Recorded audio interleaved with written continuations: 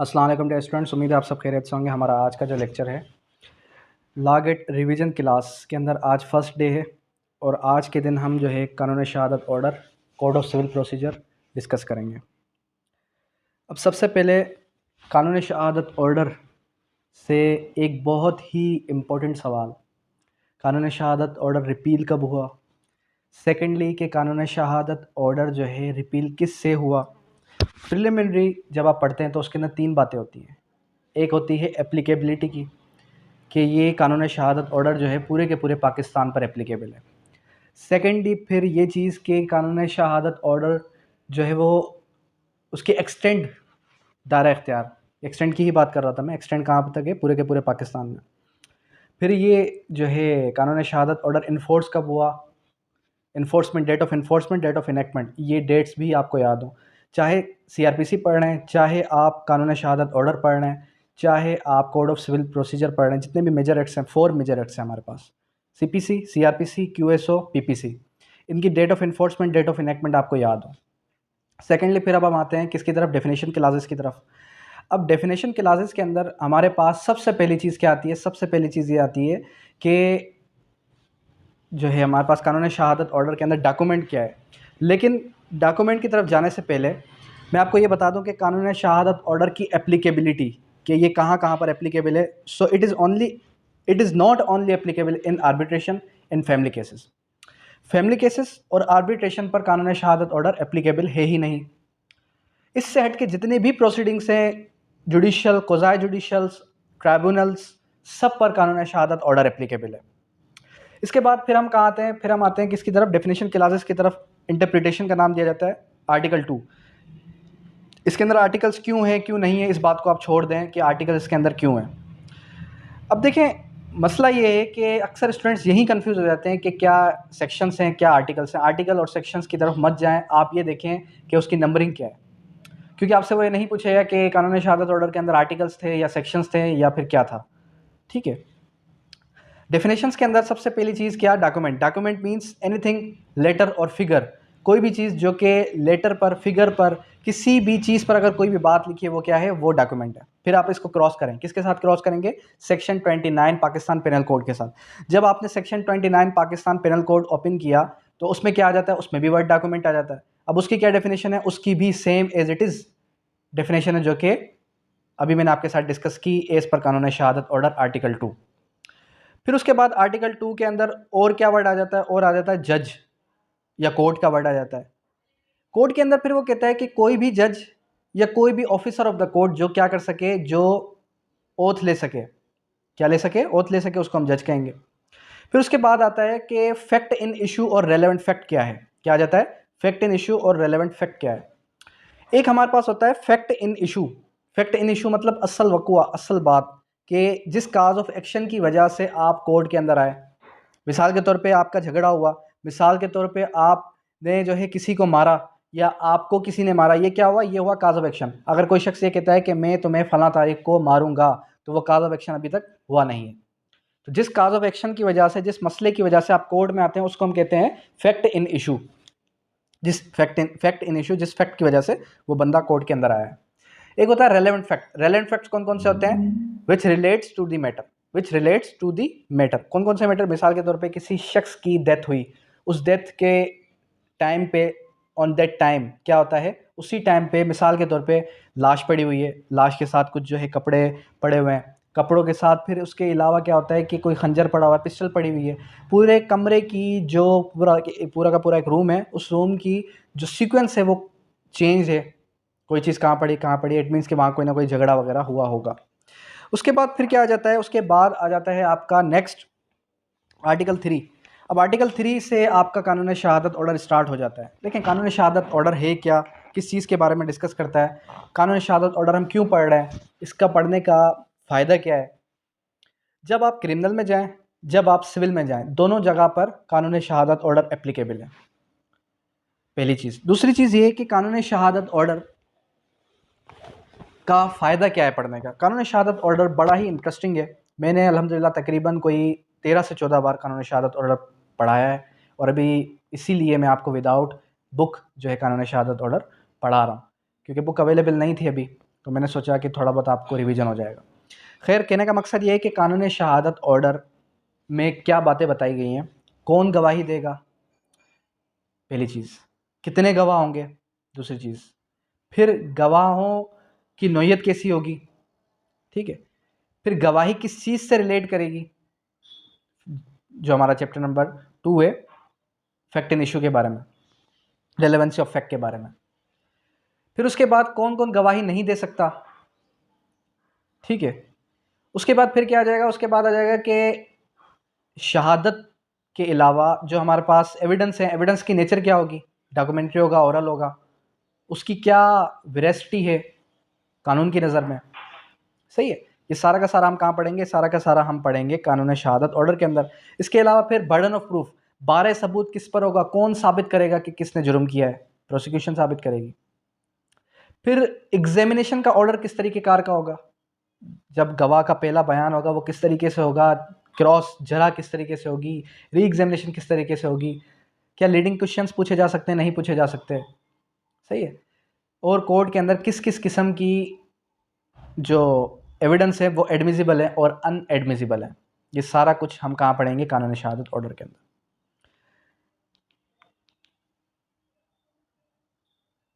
उसके बाद फिर हम आते हैं किसकी तरफ, आर्टिकल 3 की तरफ हम डिस्कस कर रहे थे। आर्टिकल 3 क्या कहता है, आर्टिकल 3 ने कहता है हु मे टेस्टिफाई, ये भी याद रखें, या फिर सेकेंडली जो है competency of witness. Who may testify मतलब कौन टेस्टिफाई कर सकता है, किसकी गवाही काबिल कबूल होगी, हु, और इसके अलावा हु मे टेस्टिफाई के अलावा क्या बताया मैंने, कॉम्पिटेंसी ऑफ विटनेस के कौन कॉम्पिटेंट होगा कोर्ट में गवाही देने के लिए। अब यहाँ पर हमें सिंपल एक चीज़ पता चली कि all persons are competent to testify. Article 3 की वर्डिंग क्या है, all persons are competent to testify, ठीक है। फिर उसके बाद उसने कहा कि कोई भी शख्स, चाहे वो बूढ़ा है, चाहे वो जवान है, चाहे वो नौजवान है, चाहे वो बालिग है, नाबालिग है, चाहे वो मर्द है, औरत है, मुस्लिम है, नॉन मुस्लिम है, किसी चीज़ की उसने शर्त रखी ही नहीं, एक चीज़ की शर्त रख ली, who can understand the questions and give the rational answer, जो कोर्ट के सवालों को सही तरीके से समझ सके और उसको दुरुस्त जवाब दे सके, he is competent to testify. Second class में फिर ये बताया कि provided that if he is under the perjury, कोई भी ऐसा शख्स जिसने क्या किया, कोर्ट को गुमराह किया है, कोर्ट में झूठी गवाही दी है, तो वो क्या, उसने क्या किया है, उसने, उस शख्स ने कोर्ट को गुमराह किया, झूठी गवाही दी, तो वो काबिल कबूल, उसकी गवाही काबिल कबूल कोर्ट के अंदर नहीं होगी। पर्जरी का सेक्शन क्या है, पर्जरी का सेक्शन है 192 पीपीसी। उसके बाद फिर क्या आ जाता है, उसके बाद फिर आ जाता है आपका, उसके बाद फिर आ जाता है आपका कि फर्दर प्रोवाइडेड डेट, क्या आ गया, एक्सेप्शन की फिर एक्सेप्शन आ गई, एक्सेप्शन की फिर एक्सेप्शन क्या आ गई, एक्सेप्शन की फिर एक्सेप्शन ये आ गई कि अगर कोई शख्स क्या कर चुका, मेंडेड हिज वेज, अपने वापस दुरुस्त रास्ते पर वापस आ चुका हो और कोर्ट को सेटिस्फाई कर चुका हो कि अब वो दोबारा कोर्ट में झूठी गवाही नहीं देगा, क्या नहीं देगा, कोर्ट में झूठी गवाही नहीं देगा, मेंडेड हिज वेज, रिपेंडेड और मेंडेड हिज वेज का वर्ड यूज़ किया गया। अब ये जो कानून शहादत ऑर्डर की वर्डिंग है तब तक नहीं समझ में आएगी जब तक आप इसको बैरक को पढ़ेंगे नहीं, जितना हो सके उतनी ज़्यादा बार बैरक को आपने स्टडी करना है। उसके बाद फिर क्या आ जाता है, उसके बाद आ जाता है आपका कानून शहादत ऑर्डर हो गया, कानून शहादत ऑर्डर के अंदर आर्टिकल 3 हो गया, आर्टिकल 3 के बाद फिर हम किसकी तरफ आएंगे, प्रिविलेज कम्युनिकेशन, प्रोटेक्टेड कम्युनिकेशन। अब ये प्रिविलेज कम्युनिकेशन क्या है, प्रोटेक्टेड कम्युनिकेशन क्या है, communication which is protected from force disclosure. ये चीज़ क्यूएसओ के अंदर, बैरक के अंदर नहीं लिखी हुई, लेकिन समझाने की हद तक समझा रहा हूँ, बस आपने याद ये रखते हैं कि कोई भी ऐसी कम्युनिकेशन जिसको फोर्सली डिस्क्लोजर करने से रोका गया हो। अब क्या, कौन कौन से ऐसी कम्युनिकेशंस हैं, मैंने आर्टिकल 3 के अंदर ये बात की कि all persons are competent to testify, सारे के सारे लोग क्या कर सकते हैं, गवाही दे सकते हैं, अगर वो कोर्ट की बात को समझे, दुरुस्त जवाब दें तो वो गवाही दे सकते हैं। फिर आगे आर्टिकल 4, आर्टिकल 4 से लेकर 14 तक किया, हमें बताया गया कि भाई ये लोग इन सर्कमस्टांसेस में गवाही नहीं दे सकते। सबसे पहले बताया गया क्या, सबसे पहले ये बात बताई गई कि अगर कोई शख्स क्या हो, जजेस हों, मजिस्ट्रेट्स हों, तो वो किसी को जवाब देने के पाबंद नहीं है कि भाई आपने इस शख्स को क्यों सज़ा सुनाई, ये मेरा भाई था, ये मेरी बहन थी, इसको आपने क्यों सज़ा सुनाई, तो वो किसी को जवाब देने के पाबंद नहीं है। फिर उसके बाद क्या आ जाता है, उसके बाद आ जाता है आपका आर्टिकल नंबर 5। आर्टिकल 5 क्या कहता है, आर्टिकल 5 कहता है कि communication during marriage. Communication during marriage का मतलब क्या है कि अगर कोई शख्स शादी के दौरान क्या कर रहा हो, अगर कोई शख्स अपनी शादी में रह चुका हो और शादी के दौरान उन लोगों ने आपस में जो भी कम्युनिकेशन की हो, जो भी कम्युनिकेशन से मुराद कोई एक दूसरे को राज बताया, तो शादी ख़त्म होने के बाद वो क्या नहीं कर सकते, डिस्क्लोज़ नहीं कर सकते, और अगर डिस्क्लोज़ करते भी हैं उसकी कोई भी अहमियत नहीं होगी। उसके बाद फिर आ जाता है आर्टिकल 6 से ऑनवर्ड क्या आ जाएगा, affairs of the state. Affairs of the state मतलब कि स्टेट के जितने भी निजी मामला हैं उनको कोई डिस्क्लोज़ नहीं कर सकता। फिर इसी तरीके से आर्टिकल 7 भी इसी को सुपरसीड करेगा कि भाई कोई भी शख्स अगर किसी भी अथॉरिटी के अंदर, किसी भी जो है गवर्नमेंट का मुलाजिम है, अगर उसको कोई राज पता चलता है, अगर उसको कोई जो है अपने पर्टिकुलर जो उसका डिपार्टमेंट है उससे रिलेटेड कोई भी बात पता चलती है, तो जब तक उसकी सुपीरियर अथॉरिटी उसको इजाज़त ना दे दे वो उस बात को डिस्क्लोज़ नहीं कर सकता। फिर उसके बाद आ जाएगा कि मिसाल के तौर पे कोई भी शख्स अगर क्या करे, अगर चोरी की इत्तला दे, अगर कोई शख्स जो है किसी भी चीज़ के बारे में इंफॉर्मेशन दे, तो इन्फॉर्मेशन देने के बाद उसका नाम सिगाए राज में रखा जाएगा, और ये एप्लीकेबल किस किस के ऊपर है, मजिस्ट्रेट के ऊपर, रेवेन्यू ऑफिसर के ऊपर और पुलिस ऑफिसर के ऊपर। ठीक है। उसके बाद फिर क्या आ जाता है, उसके बाद आ जाता है communication, professional communication. Professional communication क्या है, आर्टिकल 9 ने ये कहा कि जो भी कम्युनिकेशन आप करेंगे किसके साथ, एक एडवोकेट के साथ, और एडवोकेट क्या करता है, एडवोकेट के साथ कम्युनिकेशन की, उसको बताया मैंने ये जुर्म किया है, मैं ये जुर्म कर चुका हूँ। अब उसने तो बता दिया कि मैं ये जुर्म कर चुका हूँ, इसकी इलस्ट्रेशन पढ़ें। इलस्ट्रेशन के अंदर ये बात लिखी गई है ए के अंदर कि अगर कोई शख्स जुर्म कर चुका हो, ये आर्टिकल उसके ऊपर एप्लीकेबल है कि उसने बता दिया अपने वकील को कि मैं जुर्म कर चुका हूँ, अब वो वकील उसके खिलाफ गवाही नहीं दे सकता। ठीक है। लेकिन फर्दरेंस ऑफ क्राइम के ऊपर ये एप्लीकेबल नहीं है। अगर कोई शख्स वकील को ये कहे कि मैं जाके उस शख्स को जान से मार रहा हूँ, जाके क्या कर रहा हूँ, उस शख्स को जाकर जान से कत्ल कर लूँगा। अच्छा भाई, अब वकील की जिम्मेदारी ये बनती है कि उसको रोके, अथॉरिटी इसको बताए, उसको नहीं रोका तो इसमें वकील की भी कहीं ना कहीं एक्टिविटी रही। खैर, कहने का मकसद ये, अक्सर वकील क्या करते हैं, मशवरा दे देते हैं फर्दरेंस ऑफ क्राइम का, तो फर्दरेंस ऑफ क्राइम का भी मशवरा नहीं देना चाहिए, फर्दरेंस ऑफ क्राइम का भी मशवरा नहीं देना चाहिए। अंडरस्टैंड। उसके बाद फिर क्या आ जाता है, उसके बाद आ जाता है आपका नेक्स्ट आर्टिकल। अच्छा, उसके बाद क्या आ जाता है, उसके बाद आ जाता है आपका नेक्स्ट आर्टिकल। नेक्स्ट आर्टिकल किस चीज़ के बारे में डिस्कस कर रहा है, नेक्स्ट आर्टिकल डिस्कस कर रहा है आपका कि मिसाल के तौर पे अगर कोई शख्स, जो भी आपने कम्युनिकेशन की अपने एडवोकेट के साथ, और एडवोकेट के साथ उसके क्लर्क्स बैठे हैं, उसके ऑफिस में कोई बॉय बैठा है, तो अगर वो लोग भी अगर कोई ना कोई आपकी बात, आपकी कम्युनिकेशन सुन लेते हैं, तो सुनने के बाद वो चीज़ उनके ऊपर भी एप्लीकेबल है कि वो भी उसको डिस्क्लोज़ नहीं कर सकते। इसी तरीके से अगर वकील आपको मशवरा दे, क्या करे, अगर वकील आपको मशवरा दे कि आपने ये जुर्म कर लिया है, अब इसका इलाज ये है, अब इसका सॉल्यूशन ये है कि आप ये जाके काम कर सकते हैं, तो इसमें होता ये है कि फिर फर्दर क्या होगा, फिर फर्दर होगा सिंपली ये कि वो फिर किसी शख्स के ऊपर, यानी कि जो मुजरिम है वो ये नहीं कह सकता कि मुझे वकील साहब ने मशवरा दिया था कि मैं ये काम करूं। लेकिन अगर कोई वकील क्या करता है कि जुर्म की जो है वो करता है, एक प्रोपोगेट करता है, या फिर उसको उभारता है कि भाई आप जाके जुर्म करें और जाके मैं देख लूँगा, बस कोर्ट को मैं देख लूँगा, तो ये क्या है, ये प्रोटेक्टेड नहीं होगा। इसी तरीके से फिर आर्टिकल 13 ने क्या बात बताई, आर्टिकल 13 ने हमें सिंपली ये कहा कि हमारे पास जो आर्टिकल 13 क्या कह रहा है, just wait a minute, online students को ले लें। अच्छा जी, खैर आर्टिकल 13 ने क्या बात बताई, आर्टिकल 13 ने हमें सिंपली इतना बताया कि अगर कोई शख्स, किसी शख्स को गवाही के लिए बुलाया जाए, और गवाही के लिए बुलाने के बाद उसको ये कहा जाए कि आप क्या करें, आप अपने टाइटल डॉक्यूमेंट्स दिखाएं, टाइटल डीड दिखाएं, तो वो क्या करना है, वो गवाही देने आया है सिर्फ और सिर्फ, उससे टाइटल डॉक्यूमेंट्स मांगे नहीं जा सकते, टाइटल डीड डॉक्यूमेंट नहीं मांगे जा सकते। इसके बाद आ जाएगा क्या, इसके बाद मोस्ट इंपॉर्टेंट आर्टिकल कौन कौन सा, इनक्रिमिनेटिंग क्वेश्चन। इनक्रिमिनेटिंग क्वेश्चन क्या है, अब ये इनक्रिमिनेटिंग क्वेश्चन के बारे में आर्टिकल 15 ने हमें सिंपल ये बता दिया कि हमारे पास कोई भी शख्स क्या करता है, कोई भी शख्स अपनी ज़ात के ख़िलाफ़ गवाही नहीं दे सकता। मिसाल के तौर पे कि अगर आपसे ये पूछा जाए कि आप फ़लाँ तारीख़ को रात के 3 बजे आप कह रहे हैं कि इस शख्स ने अपनी बीवी का कत्ल किया है, तो आपने देखा, आप इन्हीं शाहिदीन हैं। अब आप ये बताएं, आप इतनी रात को उसके घर करने क्या गए थे? डेफ़िनेट सी बात है, अगर आप उसको कहते हैं कि हाँ मैं चोरी करने गया था, हाँ मैं जो है किसी अननेचुरल लस्ट के इरादे से गया था, कोई भी मेरी बैड इंटेंशन थी, डेफ़िनेट सी बात है आपको सज़ा हो जाएगी। आप लेंगे protection of article 13 constitution of Pakistan की, जो सिंपली ये कहता है कि किसी शख्स को कंपेल किया ही नहीं जा सकता कि वो क्या करे, अपनी ज़ात के खिलाफ गवाही दे दे। आर्टिकल 15 क्लियर हो गया। अब आर्टिकल 15 ने क्या कहा इनक्रिमिनेटिंग क्वेश्चन यानी कि इनक्रिमिनेटिंग क्वेश्चंस नहीं पूछे जा सकते, अगर पूछे जाएंगे तो वो शख्स क्या करेगा, प्रोटेक्शन लेगा। इसके बाद आ जाएंगे अकम्प्लिस के अंदर क्या बताया गया, शरीक जुर्म के अंदर क्या बताया गया, पढ़ें इसको।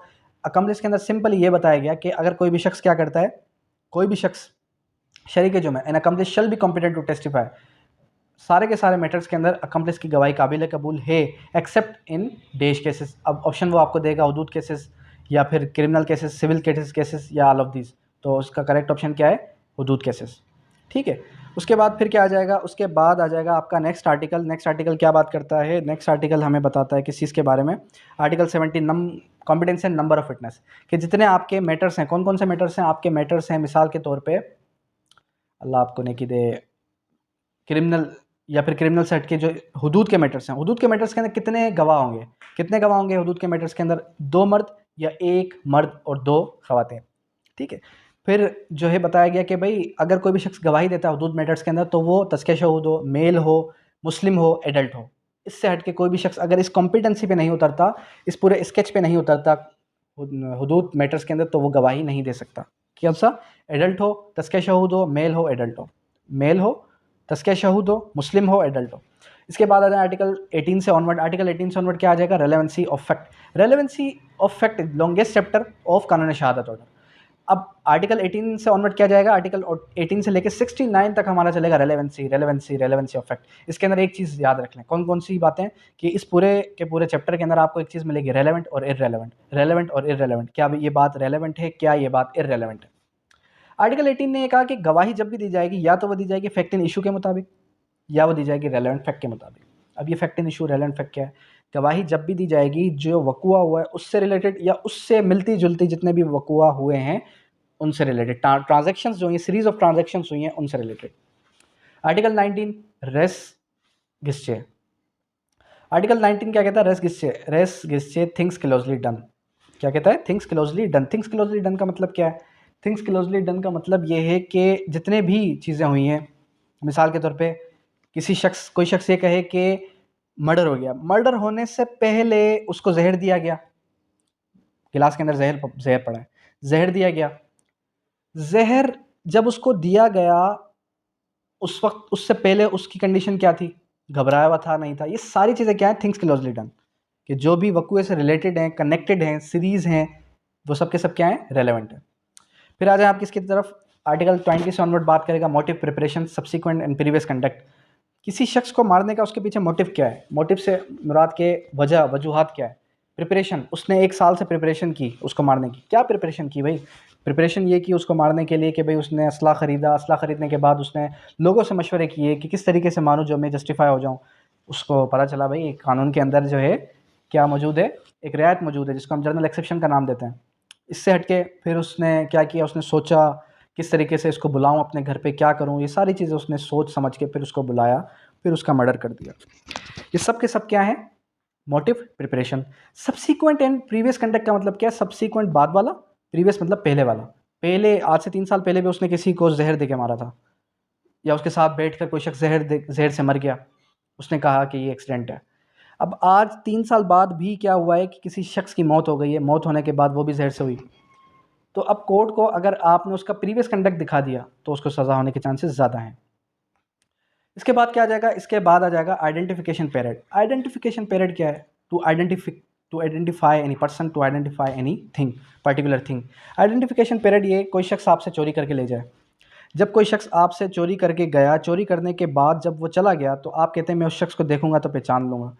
अब आप ये कह रहे हैं कि मैं उस शख्स को क्या करूँगा, देखूंगा तो उस शख्स को पहचान लूँगा। कोर्ट क्या करेगी, डमीज़ रखेगी।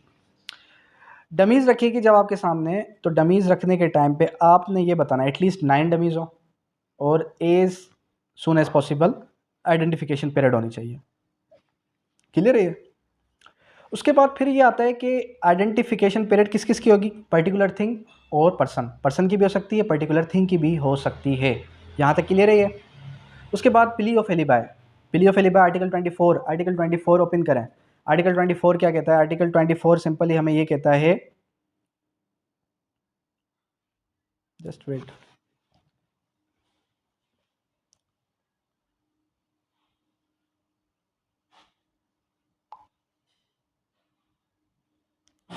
आर्टिकल 24 क्या कहता है? आर्टिकल 24 हमें सिंपली ये कहता है कि मिसाल के तौर पे plea of alibi, plea of alibi means के I was not present at the scene of crime, I was not present at the scene of crime. एक शख्स से पूछा गया कि आप ये बात मानते हैं कि आपने जुर्म किया है? वो शख्स क्या कहता है? वो शख्स कहता है कि I was not present at the scene of crime. उसने क्या कर लिया? उसने प्ली रेज कर दी। प्ली का रेज करना, प्ली का रेज मतलब कि ऑब्जेक्शन रेज कर दिया उसने कोर्ट के अंदर कि आई वाज नॉट प्रेजेंट, मैं उस वक्त वकूए पे था ही नहीं, मैं कराची में मौजूद ही नहीं था। मैं कहाँ मौजूद था? मैं तो लाहौर के अंदर था, मैं तो इस्लामाबाद में घूम रहा था। अब पहले क्या था? पहले बर्डन ऑफ प्रूफ किस पे था? पहले बर्डन ऑफ प्रूफ था आपके प्रोसिक्यूशन पे। जैसे ही उसने प्ली रेज की, वो बर्डन ऑफ प्रूफ किस पे हो गया? शिफ्ट अक्यूज पे शिफ्ट हो गया। क्लियर है? अक्यूज पे जब शिफ्ट हुआ तो अब ऑनर्स ऑफ प्रूफ उसको नाम दिया जाएगा। और ऑनर्स ऑफ प्रूफ कौन साबित करेगा? आपका अक्यूज पर्सन साबित करेगा कि वो वहाँ नहीं था तो कहाँ था। और जहाँ भी था तो उसकी ट्रांजैक्शन कोई ना कोई हिस्ट्री कुछ ना कुछ वो दिखा दे। जब वो दिखा देगा तो कोर्ट सेटिस्फाई हो जाएगी। ठीक है, उसके बाद फिर आ जाए आप किसकी तरफ? एडमिशन क्या है, कन्फेशन क्या है। मैंने आज बहुत ही सिंपल कर रहा हूँ मैं कानून शहादत ऑर्डर, ताकि स्टूडेंट्स ये ना कहें कि हमें समझ में नहीं आ रहा कानून शहादत ऑर्डर क्या कहता है, कानून शहादत ऑर्डर को किस तरीके से गो थ्रू करना है, किस तरीके से हमने समझना है। अच्छा, अब क्या आ जाता है? अब आ जाता है admissions and confessions. Admissions and confessions का क्या मतलब है? एडमिशंस एंड कन्फेशंस का क्या मतलब है? एडमिशन होता है सिविल के अंदर। मिसाल के तौर पे कोई शख्स ये कहे, मैं कहता हूँ कि मैंने मिस्टर जुलेद को 10 लाख रुपए देने हैं। अब ये स्टेटमेंट मेरे ही खिलाफ जा रही है, यानी कि इस स्टेटमेंट में मेरा नुकसान हो रहा है, तो ये क्या है? ये एडमिशन है। अगर मैं कहता हूँ मैंने जुलेद से 10 लाख रुपए लेने हैं, तो अक्सर लोग क्लेम करते हैं मुझे ये 10 लाख रुपए देगा, 20 लाख रुपए देगा। वो एडमिशन नहीं है। एडमिशन क्या होता है? एडमिशन क्या होता है? एडमिशन होता है कि अपनी ऐसी स्टेटमेंट जो अपनी ही ज़ात के खिलाफ जा रही हो, उसको नाम दिया जाता है एडमिशन। इंपॉर्टेंट आर्टिकल पढ़ा रहा हूँ, सारे नहीं पढ़ा रहा। इसी तरीके से एडमिशन कहाँ होता है? सिविल के अंदर होता है। एडमिशन पार्टी के जरिए से भी हो सकता है, रेफर्ड पर्सन के जरिए से भी हो सकता है। आर्टिकल 30 से लेकर 36 तक एडमिशन है। उसके अलावा आर्टिकल 45 भी एडमिशन से रिलेट करता है। फिर आर्टिकल 37 से ऑनवर्ड हमारा चलेगा क्या? कन्फेशंस। अब एडमिशंस जब भी होगा तो पार्टी कर सकती है या रेफर्ड पर्सन भी कर सकता है। 4 पर्सन है, 5 पर्सन है, वो कहते हैं कि हम सब ने एक मिस्टर बी के साथ क्या किया? मिस्टर बी को धोखा दिया, मिस्टर बी से हमने फ्रॉड करके 20 लाख रुपए लिए हैं और हमने इसको देने हैं। तो ये एडमिशन सबका हो जाएगा। क्या हो जाएगा? ये एडमिशन सब लोगों का हो जाएगा। इसी तरीके से फिर आ जाए हम किसकी तरफ? आप आ जाएं कन्फेशंस की तरफ, कि कन्फेशंस कौन कर सकता है। कन्फेशन सिर्फ और सिर्फ अपनी ज़ात के खिलाफ होगा। कन्फेशन जब भी होगा पुलिस के सामने नहीं होगा, मजिस्ट्रेट के सामने होगा। मजिस्ट्रेट के सामने जब आएगा तो मजिस्ट्रेट क्या करेगा? मजिस्ट्रेट उससे सारे सवालात करेगा कि आप कहाँ, आप कौन है, उसके क्या लगते हैं, आपने किस तरीके से उसको मारा, कोई थ्रेट, कोई इंड्यूसमेंट, किसी तरीके से ज़ोर ज़बरदस्ती दबाव वगैरह तो आपके ऊपर नहीं है। वो कहता है नहीं है, कुछ भी नहीं है, ठीक है। आप ये कन्फेस करना चाहते हैं कि आपने उसका मर्डर किया, होशो आवास में किया, सारी चीज़ें, ठीक है। उसने क्या कर दिया? कन्फेशन। ये हो गया एक्चुअल कन्फेक्शन 164, जिसका 164 364 सीआरपीसी के तहत।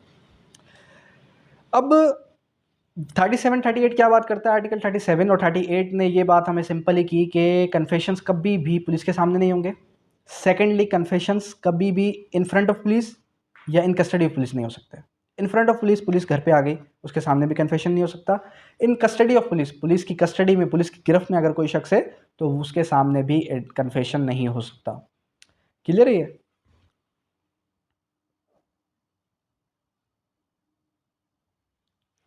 अच्छा जी, उसके बाद फिर क्या आ जाता है? उसके बाद आ जाता है कन्फेशन हो गया। कन्फेशन के बाद फिर आ जाएगा कि कन्फेशन का कितना हिस्सा जो है पुलिस के सामने लिया गया हो तो वो एडमिसिबल है। आपसे सवाल ये पूछ लिया जाए कि अगर एक शख्स कन्फेशन करे, कन्फेशन करने के दौरान वो ये कहते हैं कि मैंने जुर्म भी किया, मैंने मर्डर किया, मर्डर करने के बाद मैंने उसकी लाश फलां कब्रिस्तान में जाके दफनाई, मेरा जो असला है वो मेरे घर पे पड़ा है, मेरे जो खून से लथपथ कपड़े हैं वो भी मेरे वॉशिंग मशीन में पड़े हैं, सारी चीज़ें उसने क्या बता दी? रेलेवेंट बता दी। अब क्या वो कन्फेशन पुलिस के सामने किया गया हो, how much of a statement of confession can be recorded, can be admissible in front of police, तो क्या ये कन्फेशन है? अब सिंपल मैनर कि अगर उसने ये सारी बातें बताई पुलिस को और पुलिस ने जाके वो सारी डिस्कवर भी कर ली, लेकिन फिर भी कोरोबोरेशन की ज़रूरत है कि कोई ना कोई ऐसा एविडेंस आएगा जो उसके साथ क्या करेगा? कोरोबरेट करेगा। क्या करेगा? कोरोबरेट करेगा। अदरवाइज वो एडमिशन, वो कन्फेशन कन्फेशन नहीं होगा।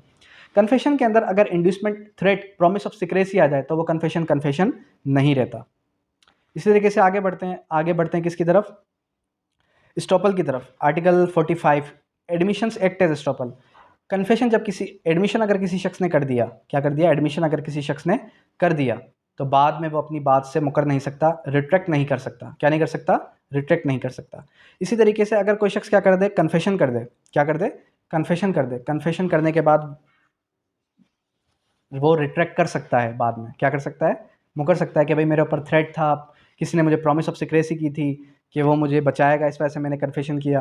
बाद में वो रिट्रैक्ट कर सकता है, अपनी बात से मुकर सकता है। कन्फेशन करने के बाद वो अपनी बात से मुकर नहीं सकता एज पर article 45। Admission acts as estoppel. Admission क्या करता है, एडमिशन एक्ट्स एज स्टॉपल। फिर इसके बाद हम किसकी तरफ आते हैं, जी हाँ उसको बुला लो। इसके बाद फिर हम आते हैं किसकी तरफ, नेक्स्ट आर्टिकल की तरफ। नेक्स्ट आर्टिकल किस चीज़ से रिलेट करता है, नेक्स्ट आर्टिकल रिलेट करता है आपका डाइंग डिक्लेरेशन, आर्टिकल 46। आर्टिकल 46 क्या बात करता है, आर्टिकल 46 हमें सिंपली बताता है कि जब भी एक शख्स मर रहा हो, मरते वक्त वो शख्स ये कह दे कि मुझे मिस्टर अली ने मारा। अब मिस्टर अली ने उसको मारा है या नहीं मारा, अगर वो शख्स मर गया तो मिस्टर अली क्या करेगा, सज़ा काटेगा। अब देखें आगे चल के हम एक चीज़ पढ़ेंगे कि hearsay evidence is no evidence. सुनी सुनाई बात की कोई भी अहमियत नहीं है। लेकिन यहाँ पर हम क्या पढ़ रहे हैं, यहाँ पर हम एक चीज़ ये सीख रहे हैं कि अगर कोई शख्स मरते हुए ये कह दे मुझे मिस्टर समीर ने, मुझे मिस्टर अली ने मारा है, उसके बाद उस जिसको उसने कहा है उसकी गवाही काबिल कबूल होगी। झूठी है सच्ची है वो तो हमें पता ही नहीं है, लेकिन उसकी गवाही काबिल कबूल होगी एज़ पर आर्टिकल 46 सब क्लास 1। आर्टिकल 46 बहुत ही लेंदी है, 2 पेजेस पे आता है ना। आर्टिकल 46 के अंदर क्या बात बताई गई है, आर्टिकल 46 के अंदर सिंपली ये बताया गया है कि persons who can not be found as a witness, कौन कौन से लोग हैं जो कि विटनेस के तौर पे कोर्ट में बुलाए नहीं जा सकते। अगर कोई शख्स गुम हो गया हो, अगर कोई शख्स मर गया हो, अगर कोई शख्स जो है अपने रिलेशन के बारे में बता रहा हो, इन सब को कोर्ट बाउंड नहीं कर सकती कि वो आके गवाही दें। क्या करें, गवाही दें। अच्छा जी, इसके बाद फिर हम किसकी तरफ आते हैं, इसके बाद हम आते हैं आर्टिकल 47 से onward, entries of book of account. In simple manner अगर आप किसी बुक के अंदर कोई एंट्री करते हैं, रजिस्टर के अंदर कोई एंट्री करते हैं आर्टिकल 48 के तहत, तो अगर आप जो है पुलिस ऑफिसर हैं, अगर आप क्या हैं कोई भी एक क्लर्क हैं, तो आपने एंट्री की है वो क्या है, वो एडमिसिबल है कोर्ट में।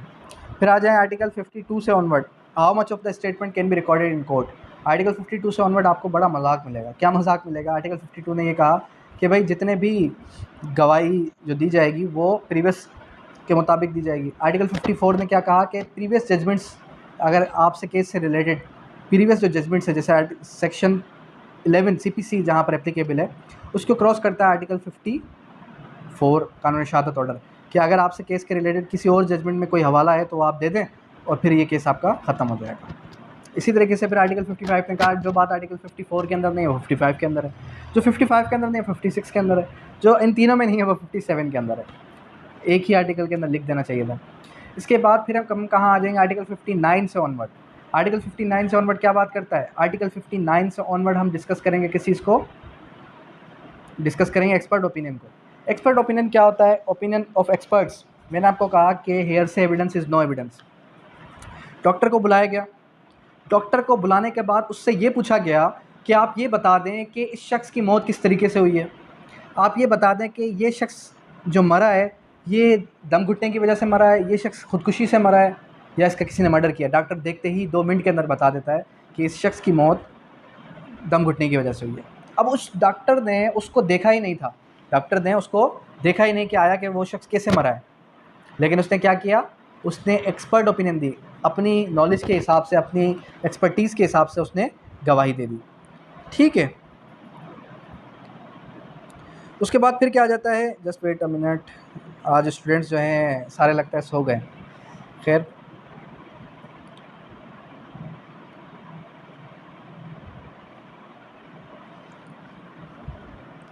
उसके बाद क्या आ जाता है, उसके बाद आ जाता है कि आर्टिकल 59 के अंदर 3 बातें हैं। कौन कौन सी, अगर कोई शख्स स्किल्ड हो किसके अंदर, साइंस के अंदर, आर्ट्स के अंदर, साइंस के अंदर, आर्ट्स के अंदर, या फिर जो है किसके अंदर, या फिर किसी और एक्सपर्टीज़ के अंदर, तो उसकी गवाही काबिल कबूल होगी। फिर आर्टिकल 61 ने क्या बताया, हैंड राइटिंग से रिलेटेड, कि अगर हैंड राइटिंग से रिलेटेड कोई भी बात है, क्या बात है कि मिसाल के तौर पे अगर कोई शख्स ये कहे मैं किसी भी हैंड राइटिंग को मैच कर सकता हूँ, तो वो भी एक एक्सपर्ट है, उसके सामने किसी ने कोई बात लिखी नहीं है, लेकिन वो एक्सपर्टीज़ के हिसाब से बता सकता है। सिग्नेचर, अगर कोई शख्स सिग्नेचर, जब हम सिग्नेचर वेरीफाई करवाते हैं, ठीक है, तो वेरीफाई करने के लिए एक्सपर्ट्स के पास भेजते हैं, तो वो एक्सपर्ट्स देखते हैं कि आया कि इसकी सिग्नेचर मैच हो रही है या नहीं हो रही। ये हो गया आपका आर्टिकल 65 तक चलेगा, कौन सा, ओपिनियन ऑफ एक्सपर्ट्स, ठीक है। उसके बाद आ जाएंगे आर्टिकल 66 से 69 तक के कैरेक्टर व्हेन रेलेवेंट। सिंपली बात ये रखनी है कि सिविल के अंदर प्रीवियस कैरेक्टर रेलेवेंट, क्रिमिनल के अंदर प्रीवियस कैरेक्टर रेलेवेंट, ये दोनों चीज़ें आपने याद रखनी है। फिर आ जाएगा आर्टिकल 70 से ऑनवर्ड ओरल एविडेंस। 70 ने बताया ओरल एविडेंस के बारे में, 71 ने बताया हेयर से एविडेंस के बारे में। 70 ने क्या कहा, 70 ने ये कहा कि जब भी आप गवाही देंगे तो या तो वो होगी ओरल या तो वो होगी डॉक्यूमेंट्री। जब आपके सामने दोनों, कोर्ट के सामने दोनों आएंगी तो कोर्ट किसको अहमियत देगी, कोर्ट अहमियत देगी आपके डॉक्यूमेंट्री एविडेंस को। अब आर्टिकल 70 ने ये बताया कि evidence must be direct. Evidence क्या होना चाहिए, अगर आप ओरल गवाही दे रहे हैं तो evidence must be direct evidence होना चाहिए। डायरेक्ट एविडेंस से मुराद क्या, डायरेक्ट एविडेंस से मुराद ये कि कोई शख्स ये कहता है कि मैंने किसी को जो है मारते हुए देखा, इट मीन्स कि उसने खुद से देखा, वो कहे कि मैंने खुद से देखा है उस शख्स को मारते हुए। अगर कोई शख्स ये कहे कि मैंने उस शख्स को प्री प्लानिंग करते हुए सुना, तो उसने खुद से सुना हो, सुनी सुनाई बात ना हो, खुद से उसने उस बात को सुना हो, ठीक है। इसी तरीके से अगर कोई शख्स कहे मैं रूम के अंदर इंटर हुआ और मैंने जो है एक स्मेल सूंघी, किस चीज़ की स्मेल सूंघी, वो स्मेल थी एक जो है अल्कोहल की, तो उसने वो खुद स्मेल सूंघी हो, उसने वो स्मेल खुद से सूंघी हो। इससे हट के फिर क्या आ जाता है, इससे हट के फिर आ जाता है आपका डॉक्यूमेंट्री एविडेंस। पब्लिक कौन से डॉक्यूमेंट्स हैं, प्राइवेट कौन से डॉक्यूमेंट्स हैं, ठीक है। आर्टिकल 73 74 किस चीज़ से डील करता है, आर्टिकल 73 74 आर्टिकल 73 74 किस चीज़ से डील करता है, पब्लिक एंड प्राइवेट। उसके बाद आपका 85 86 डील करेगा किससे, 85 86 डील करेगा, तो पब्लिक एंड प्राइवेट आ जाता है आर्टिकल 85 86। और हाँ, आर्टिकल 73 74 किस चीज़ से डील करता है, प्राइमरी एंड सेकेंडरी एविडेंस है। प्राइमरी एविडेंस क्या है, सेकेंडरी एविडेंस क्या है। प्राइमरी के अंदर सिंपली आर्टिकल 73 के अंदर ये बात लिखी गई है कि मिसाल के तौर पे क्या, मिसाल के तौर पे कि अगर कोई शख्स ओरिजिनल डॉक्यूमेंट लिया है, ओरिजिनल किताब लिया है, ओरिजिनल कोई भी डॉक्यूमेंट लिया है, तो वो क्या है, वो प्राइमरी है। उससे हट के जितनी भी चीज़ें हैं वो सब की सब क्या है, वो सब की सब आपकी प्राइवेट डॉक्यूमेंट्स के अंदर काउंट होती हैं, ठीक है। इसके बाद आर्टिकल 88 87 को अगर आप एक दफ़ा देखेंगे तो उसके अंदर ये बताया गया कि भाई अगर गवाह मौजूद ना हो तो फिर किस तरीके से आप गवाही देंगे, ठीक है। गवाह मौजूद नहीं है तो आप क्या करेंगे, आप उनकी उसको जो है ओमिट कर देंगे, उसको खारिज कर सकते हैं। इसके बाद फिर आ जाएगा आपका आर्टिकल 84 85। 84 और 85 क्या बात करता है, आर्टिकल 84 और 85 ने हमें सिंपल इतना बताया, क्या बताया भाई, आर्टिकल 84 ने और 85 ने ये बताया पब्लिक डॉक्यूमेंट्स कौन से, प्राइवेट डॉक्यूमेंट्स कौन से।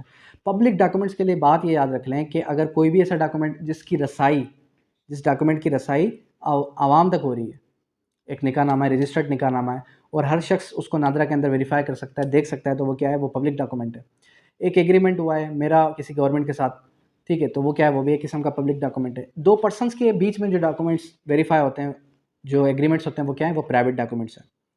तो कोई भी ऐसा डॉक्यूमेंट जिसकी रसाई हर शख्स तक मौजूद हो, वो क्या है, वो पब्लिक है। उससे हट के बाकी सब के सब क्या है, प्राइवेट है। फिर आ जाए अब आर्टिकल 90 से ऑनवर्ड, प्रिजम्पशंस। अब ये प्रिजम्पशंस क्या हैं,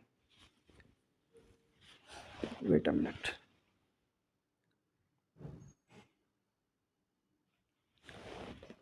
अब ये प्रिजम्पशंस क्या है, प्रिजम्पशंस मतलब मफरूज़ है, प्रिजम्पशंस एज टू फैक्ट, ये presumptions as to document. Presumptions as to document article 90 से लेकर 101 तक है, और प्रिजम्पशंस एज टू फैक्ट है आपका मौजूद है आर्टिकल 129 में। आर्टिकल 90 से ऑनवर्ड क्या बताया गया कि प्रिजम्पशंस फैक्ट के किस चीज़ के बारे में, डॉक्यूमेंट्स के बारे में। अगर कोई भी डॉक्यूमेंट ऐसा है कि जो कोर्ट के सामने आता है और वो 30 साल पुराना है, तो कोर्ट क्या प्रिज्यूम करेगी, तो 5 से 6 आर्टिकल्स ऐसे हैं जिसके अंदर मे का वर्ड है, और बाकी 4 आर्टिकल्स ऐसे हैं जिसके अंदर शल का वर्ड है। तो कहाँ कहाँ पर शल का वर्ड है, कहाँ कहाँ पर मे का वर्ड है, ये आपने एक दफ़ा लाजमी देख लेना है, अंडरस्टैंड।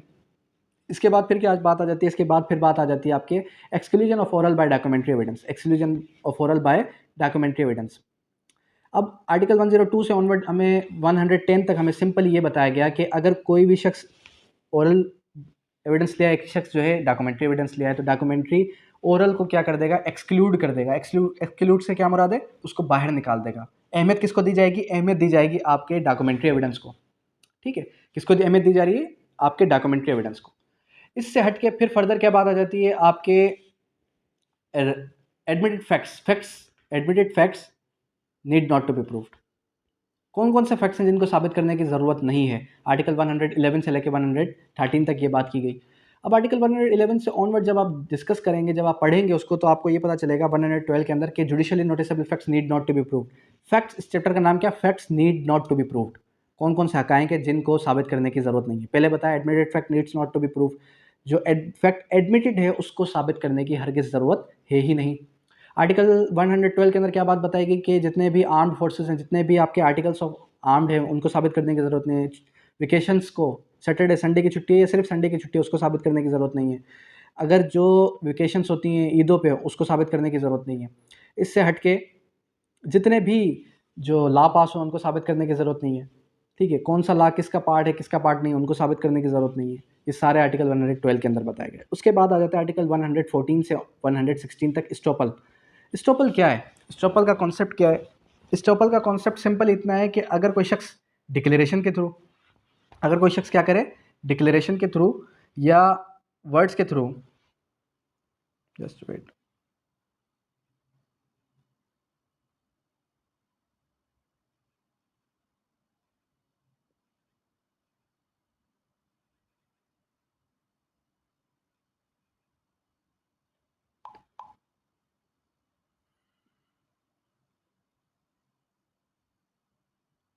जी, अगर कोई शख्स डिक्लेरेशन के थ्रू, वर्ड्स के थ्रू ये बात कह दे कि मैं अलल ऐलान ये बात कहता हूँ कि मैं ये अपनी प्रॉपर्टी किसको दे रहा हूँ, मिस्टर मुबारक को गिफ्ट कर रहा हूँ, तो उसने जब डिक्लेरेशन कर दी, उसने जब ये बात कर दी, उसके बाद वो अपनी बात से मुकर नहीं सकता। उसके बाद वो अपनी बात से मुकर नहीं सकता।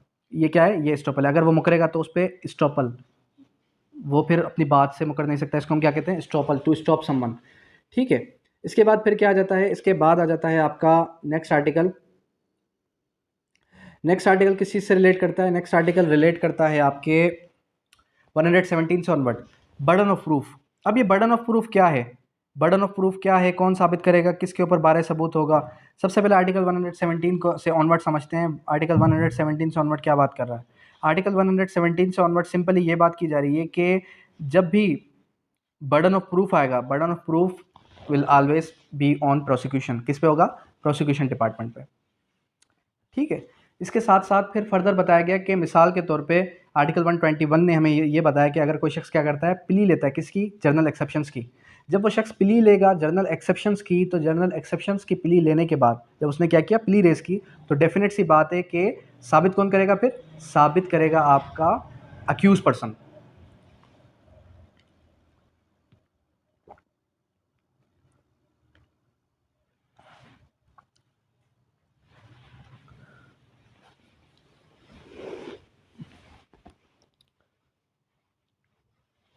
जी जी, एक मिनट।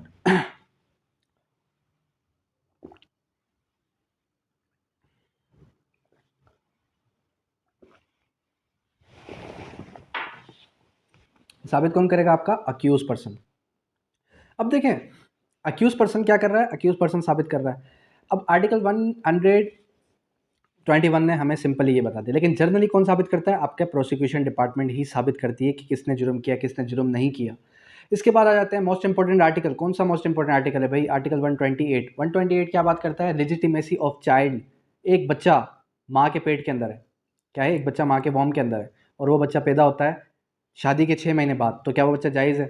आर्टिकल 128 ने ये कहा, हाँ भाई जायज़ है। किस तरीके से जायज़ है? शर्त ये है, उस बच्चे की फिजिकल हेल्थ जो है, वो जो बच्चा आपके गोद में आया है, उसकी फिजिकल हेल्थ बता रही हो कि वो 6 महीने का है, वो 9 महीने का बच्चा नहीं है, इतना छोटा हो। क्योंकि अक्सर आप देखते हैं कि शीशों के अंदर वो जो मशीन होती है उसके अंदर बच्चे को रखा जाता है, ये डिस्क्राइब करने के लिए कि वो बच्चा क्या, वो बच्चा जो है नॉर्मल एज में पैदा नहीं हुआ, सतमाया बच्चा है। इसी तरीके से अगर शादी ख़त्म हो गई, डिवोर्स हो गई, तलाक हो गई, या फिर एक जो है उसका हस्बैंड डेथ कर गया, बेवा हो गई है, बेवा होने के बाद 2 साल के अंदर अंदर अगर किसी शख्स, किसी औरत का बच्चा पैदा होता है, तो वो भी क्या है? वो भी जायज़ है। लेकिन शर्त ये है कि उसकी फ़िज़िकल हेल्थ और डॉक्टर ये क्लियर कर दें कि वो बच्चा क्या है, उस औरत का जो बच्चा हुआ है वो उसके हस्बैंड का ही है, क्योंकि उसने एडॉप्ट जो है, उसके वॉम ने एडॉप्ट जो है उसको 2-3 मंथ्स के बाद किया। बहुत सारी मेडिकल टर्म्स है। फिर उसके बाद आ जाता है आर्टिकल 129। आर्टिकल 129 बड़ा इंपॉर्टेंट है। क्यों इंपॉर्टेंट है? क्योंकि इसकी इलस्ट्रेशन से एक बार सवाल लाजमी आता है।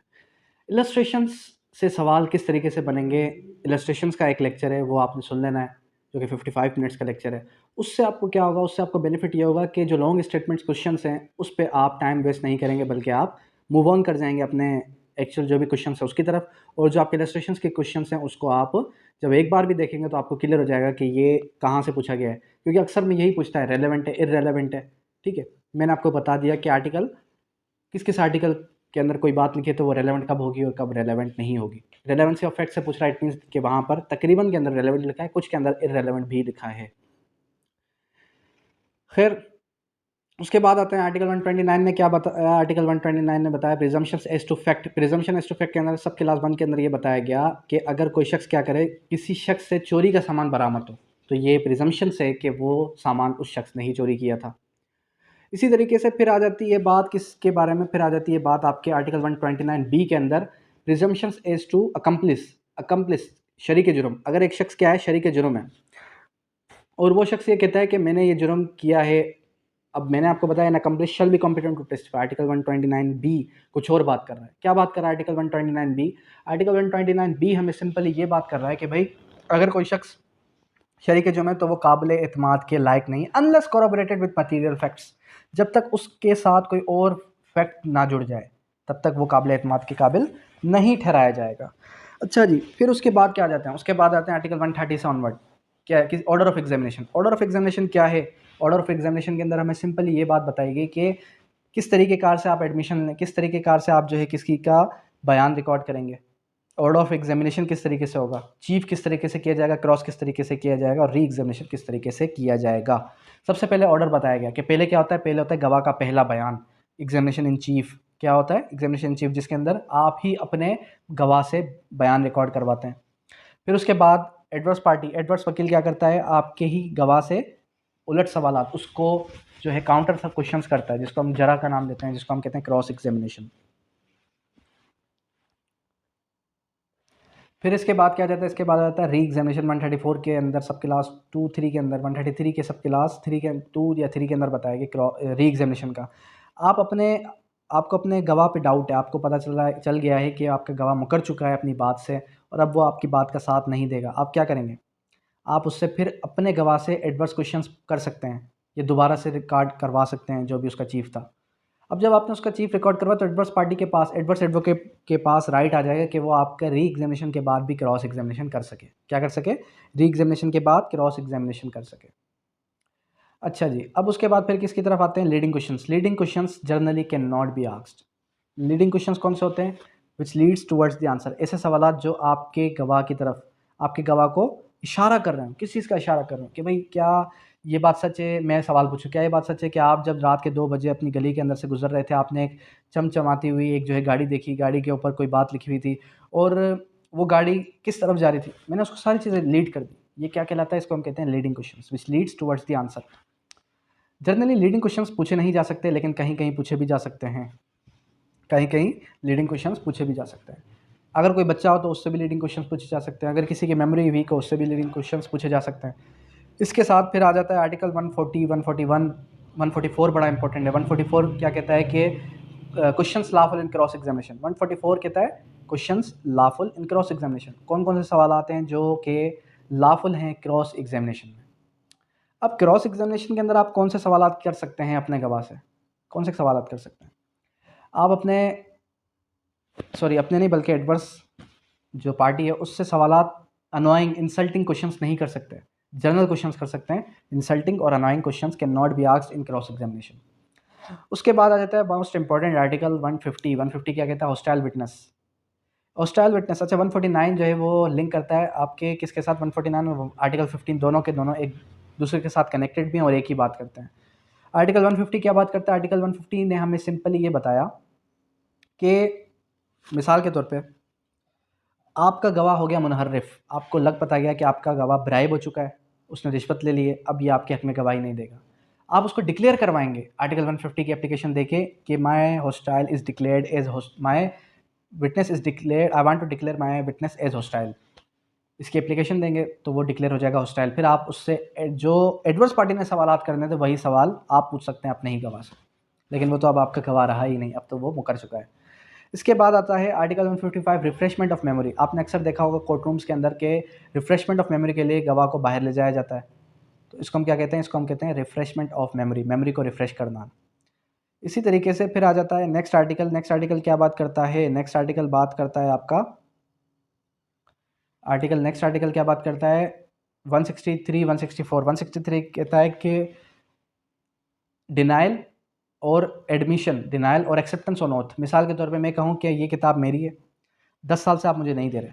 अगर आप हल्फन अभी ये बात कह दें कुरान पाक पे हाथ रख कर के आपकी ये किताब आपकी है, तो मैं ये किताब आपको देने के लिए तैयार हूँ, ये पैसे मैं आपको देने के लिए तैयार हूँ। तो अगर आपने हल्फ उठा लिया तो फिर मैं जो है क्या करूँगा, उस चीज़ को छोड़ दूँगा, और अगर नहीं उठाया तो फिर कोर्ट मुझे आपसे वो पैसे, वो किताब दिलवा कर देगी। उसके बाद आ जाता है आर्टिकल 164 मॉडर्न डिवाइसेस। अब मॉडर्न डिवाइसेस क्या है, किस तरीके से एग्जाम किया जाएगा? मॉडर्न डिवाइसेस जितने भी सीसीटीवी कैमराज, जितने भी mobile phones, social media platforms, सब के सब एडमिजिबल हैं एज़ पर आर्टिकल 164 कानून Shahadat order. As per article 164 कानून शहादत ऑर्डर।